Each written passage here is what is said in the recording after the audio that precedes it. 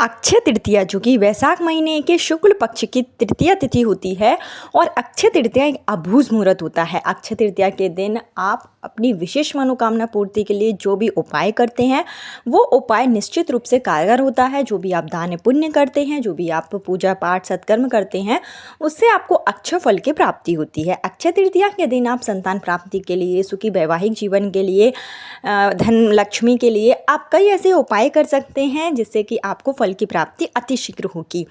अक्षय तृतीया इस बार 30 अप्रैल बुधवार को दिन है और इस अक्षय तृतीया पर 5 ऐसे महासंयोग बन रहे हैं जो कि काफ़ी लंबे समय के बाद बन रहे हैं। और अक्षय तृतीया के दिन सर्वार्थ सिद्धि योग के साथ में रवि योग है जो कि लक्ष्मी प्राप्ति के लिए, घर की सुख समृद्धि के लिए, मनोकामना पूर्ति के लिए काफ़ी शुभ समय माना जाता है और यह योग पूरे दिन भर रहेगा। तो मैं इस वीडियो में आपको जो सरल से उपाय बताऊंगी वो आपको बताऊंगी संतान प्राप्ति के लिए। निसंतान दंपत्ति हैं उनके लिए अक्षय तृतीया का जो दिन है वो काफ़ी शुभ है। अक्षय तृतीया के दिन आप वंश वृद्धि के लिए, पुत्र प्राप्ति के लिए कई उपाय कर सकते हैं जो आप अक्षय तृतीया के शाम के समय भी कर सकते हैं और सुबह के समय भी कर सकते हैं। तो अक्षय तृतीया की जो रात्रि होती है यानी अक्षय तृतीया का जो प्रदोष काल का समय होगा वो काफ़ी शुभ समय माना जाता है। और अक्षय तृतीया के दिन श्री हरि विष्णु के साथ में भोलेनाथ की पूजा करने का विधान है।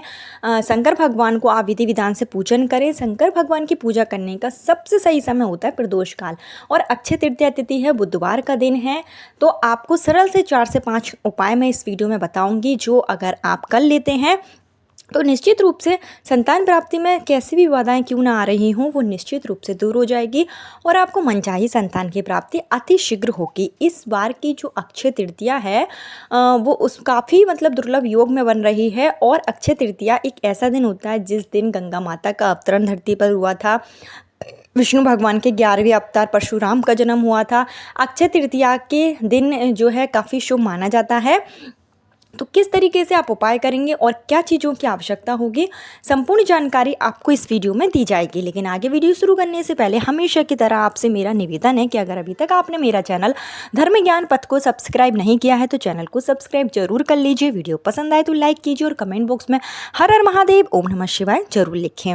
अक्षय तृतीया के दिन देखिए जो आपको उपाय करना है आप सुबह के समय भी कर सकते हैं और शाम के समय भी कर सकते हैं। सुबह के समय जो आपको उपाय करना है वो यह करना है कि जो भी निसंतान दंपत्ति हो जो भी इस उपाय को करे संतान प्राप्ति के लिए, महिला पुरुष में से कोई भी एक व्यक्ति इन उपायों को कर सकता है। सुबह आप जल्दी उठें, स्नान आदि करके साफ सुथरे वस्त्र धारण कर लें। घर में श्री हरि विष्णु की तस्वीर है, लड्डू गोपाल की तस्वीर है तो लड्डू गोपाल का विधि विधान से पूजन करें।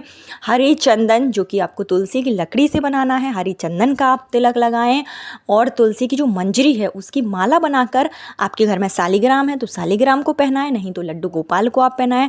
लड्डू गोपाल को माखन मिश्री का भोग लगाएं। अक्षय तृतीया के दिन सत्तू का भोग लगाना काफ़ी लाभकारी माना जाता है।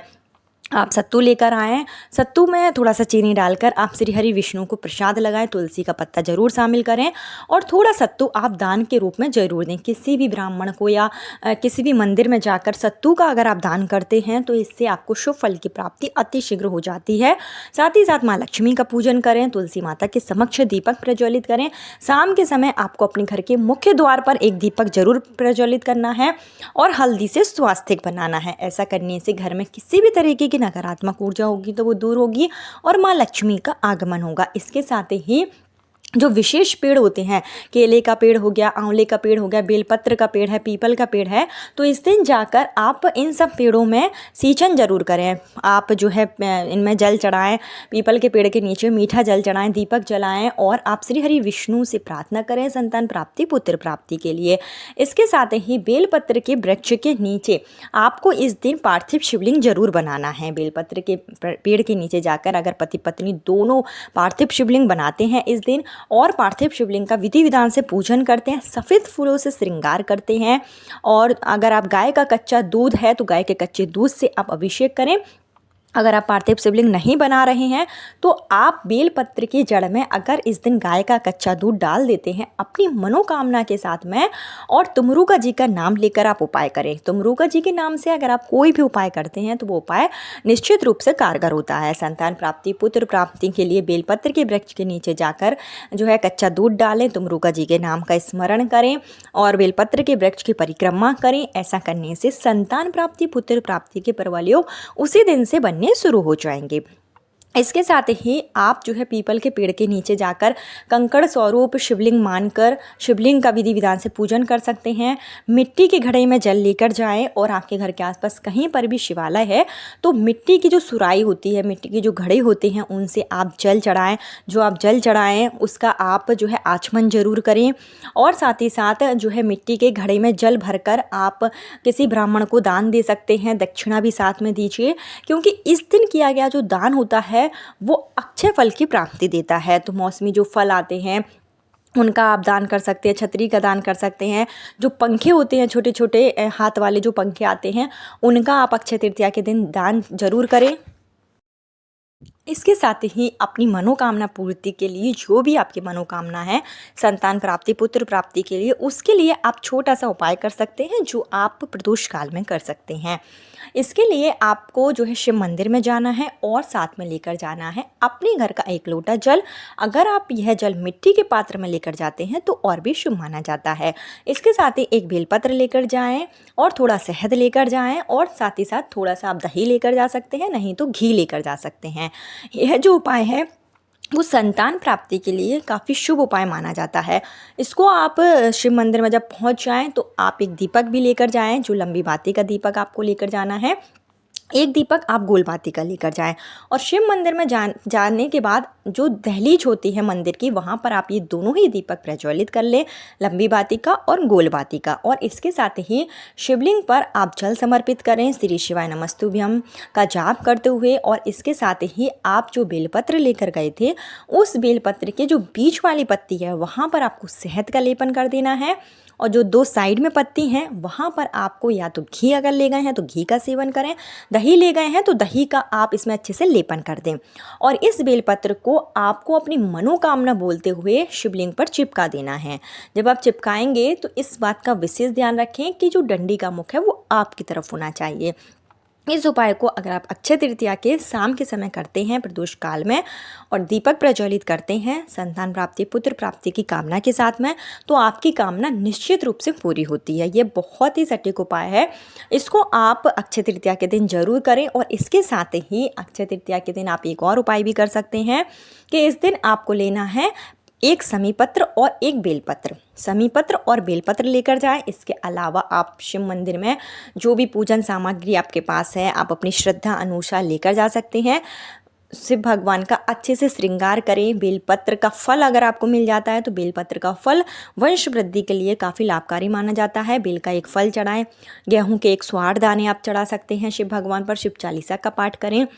इसके साथ ही आप जो समीपत्र लेकर गए हैं उस समीपत्र को आपको अपनी मनोकामना बोलते हुए देवी अशोक सुंदरी, जो शिव जी की सबसे छोटी पुत्री हैं, तो उनका देवी अशोक सुंदरी की जगह पर आपको जो है समीपत्र चढ़ाना है। जो बेलपत्र आप लेकर गए थे वो आपको शिवलिंग पर चढ़ाना है। इस उपाय को भी अगर आप अपनी मनोकामना के साथ में करते हैं तो यह उपाय शिव पुराण में निहित है और हमारे पूजनीय गुरु जी की कथा से लिया गया है। तो इन उपायों को आप जरूर करें। इसके साथ ही बुधवार का दिन है, आप जो है गणेश जी के मंदिर में जाकर गणेश भगवान को दुर्वा भी अर्पित कर सकते हैं। गणेश भगवान को जो हल्दी की गांठ होती है उस हल्दी की गांठ को पीले कलर के धागे में अच्छे से बांधकर हल्दी की माला आप गणेश भगवान को अपनी मनोकामना के लिए जो है पहना सकते हैं, क्योंकि बुधवार की जो है अक्षय तृतीया काफ़ी शुभ मानी जाती है। आप जो है गणेश भगवान के मंदिर में जाकर दीपदान जरूर करें। इसके साथ ही एक पान के पत्ते पर एक सुपारी और इलायची और 1 रुपये का सिक्का रखकर अपनी मनोकामना के साथ में आप यह गणेश भगवान को चढ़ा दें। ऐसा करना काफ़ी शुभ माना जाता है। अक्षय तृतीया के दिन जो है तुलसी की पूजा भी काफ़ी लाभकारी मानी जाती है। तो ये सब छोटे छोटे उपाय हैं जिसको अगर आप अक्षय तृतीया के दिन करते हैं तो निश्चित रूप से आपको संतान की प्राप्ति जो है जरूर होगी। तो ये सब उपाय आप जरूर कर लें, आपके वंश की वृद्धि होगी, आपके घर में बच्चों की किलकारियाँ अवश्य गूंजेंगी। 30 अप्रैल बुधवार का दिन अक्षय तृतीया का दिन है, तो आपके पास आखिरी मौका है। तो इस उपाय को जो भी निसंतान दंपत्ति हैं वो जरूर करें, मनोकामना निश्चित रूप से पूरी होगी। जितना हो सके दान पुण्य जरूर करें। आप और अपने घर में जो है सोने चांदी का कुछ सामान लेकर आ सकते हैं। अगर ये नहीं तो चांदी की एक छोटी सी बांसुरी लाकर अपने घर के लड्डू गोपाल को आप जरूर चढ़ा दें। और इसके साथ ही आप नमक लेकर आ सकते हैं, जो पीली कौड़ी है वो लेकर आएँ। साथ ही साथ गोमती चक्र लाकर आप विष्णु भगवान के चरणों में चढ़ा दें। माँ लक्ष्मी से संतान प्राप्ति पुत्र प्राप्ति के लिए कामना करें। तो ये सब जो उपाय होते हैं वो निश्चित रूप से कारगर होते हैं। इन सब उपायों को निसंतान दंपत्ति जरूर करें, निश्चित रूप से पूरी होगी। कल फिर मिलती हूँ नए वीडियो नए उपाय के साथ। जब तक के लिए हर हर महादेव, ओम नमः शिवाय।